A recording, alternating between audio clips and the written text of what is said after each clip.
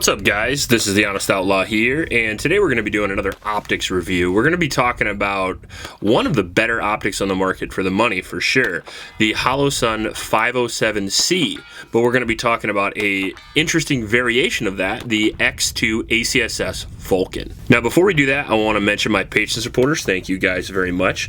Because of you guys, we get cool stuff like this on the channel. You want to join up on the patron squad, you can get some exclusive content, send me some personal messages and all that stuff. I try to check those as much as I can.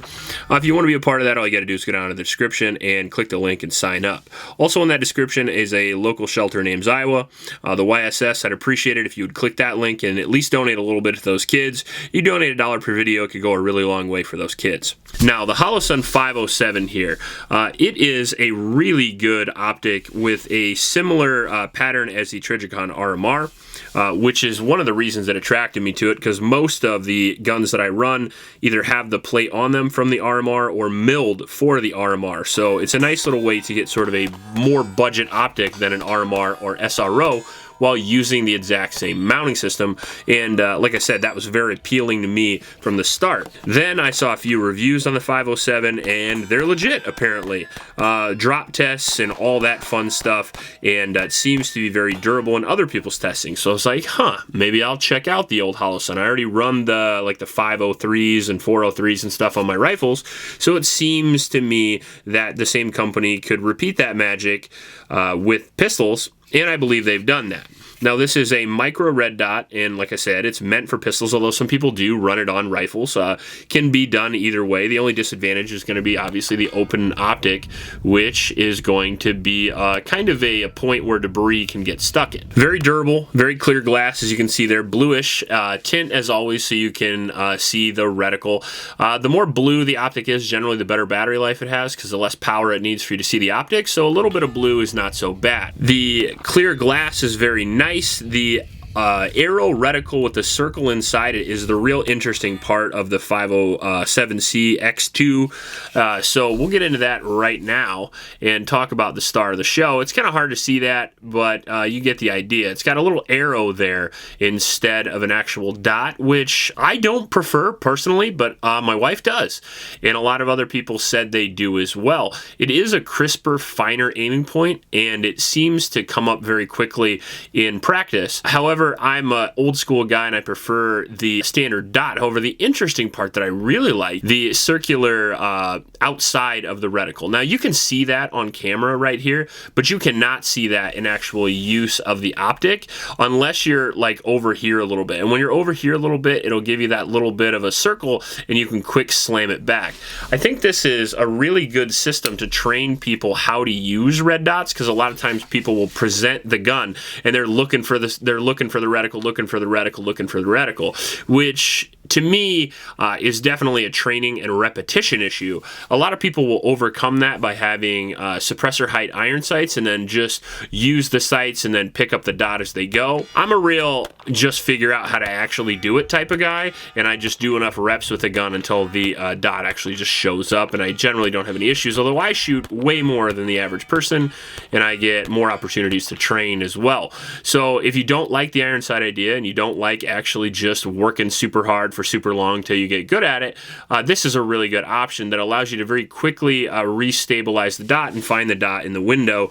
Like I said, again, if you're new to red dots, that's a big advantage. Ready? Yes, I am. Let's see how we do.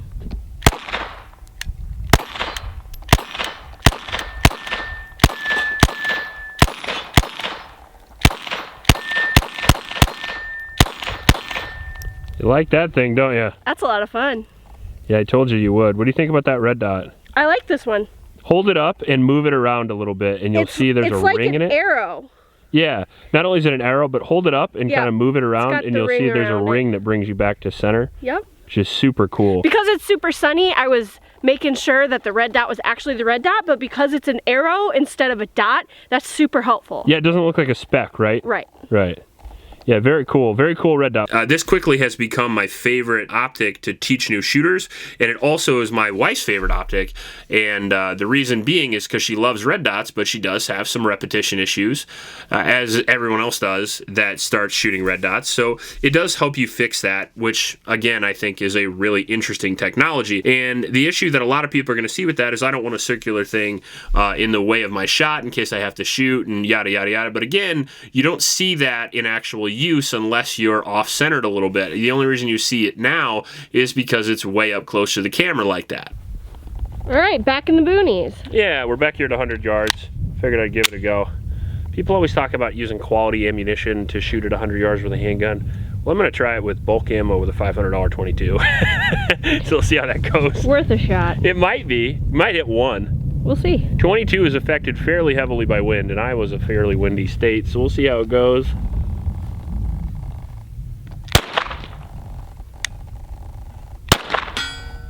Got it.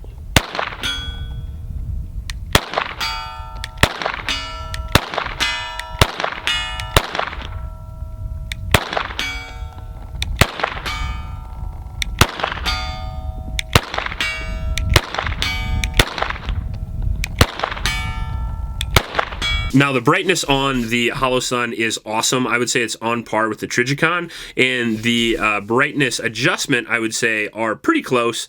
Not as good, but they're certainly not confusing in any way. Obviously the plus and minus makes it relatively easy. I've actually used some optics where it was actually kind of difficult to decide which one was which, so that is kind of nice, especially in like some sort of tactical situation that somebody I'm sure is going to think of that you're going to need to turn your optic up or down relatively quickly. That does happen, especially in low light or high light type of areas, like if you're walking out of a building or a subway or some weird shit like that. And the ability to adjust the optic quickly is a nice feature. One of the things that I like about the 507 over the RMR is that even though it's not quite as durable, for this reason, it does have a much bigger window in my personal opinion while having the same profile of optic. It doesn't have that cutout on top of the window that kind of decreases some of your sight picture, but that cutout also makes the Trijicon RMR as durable as it is. So it's kind of a trade-off there, but for most of my guns I actually prefer this now, partially because of this, but partially because it's about half the price. The MSRP on this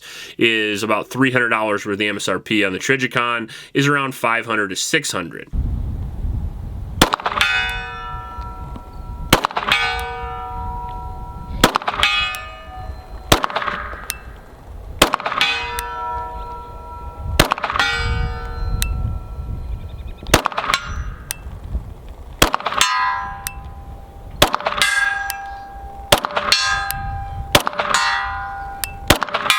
Now the battery life on this guy is 50,000 hours, and it does take a CR1632 battery that you actually don't have to remove to replace, as you can see the battery compartments right there. Another advantage over the Trijicon. I also wanted to mention quick, with that battery life of 50,000 hours, you also have a solar option here as well. In case the battery goes dead, you can use that solar panel to help illuminate your optic, and also it has a shake-awake fail-safe technology similar to the Leopold. So it'll shut off after a certain amount of time, and as soon as you pick it up, it'll turn itself on. I actually didn't know that until I looked at the website. It's so good that it's never failed on me, so I had no idea it was even there, but that is a pretty cool feature as well. Also coming in at 1.5 ounces and having 1 MOA adjustments, it is on par with the size and weight and durability of the Trijicon as well.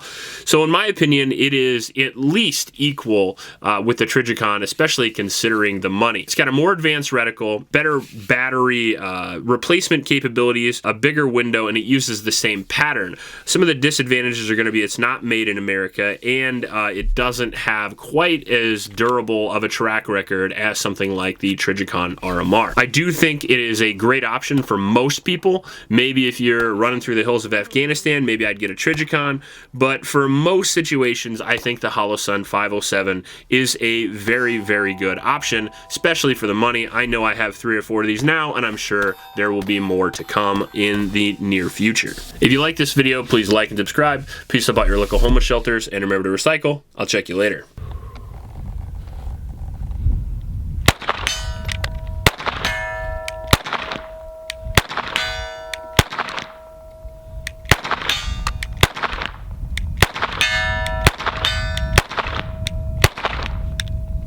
Missing some of those, aren't I? Not many.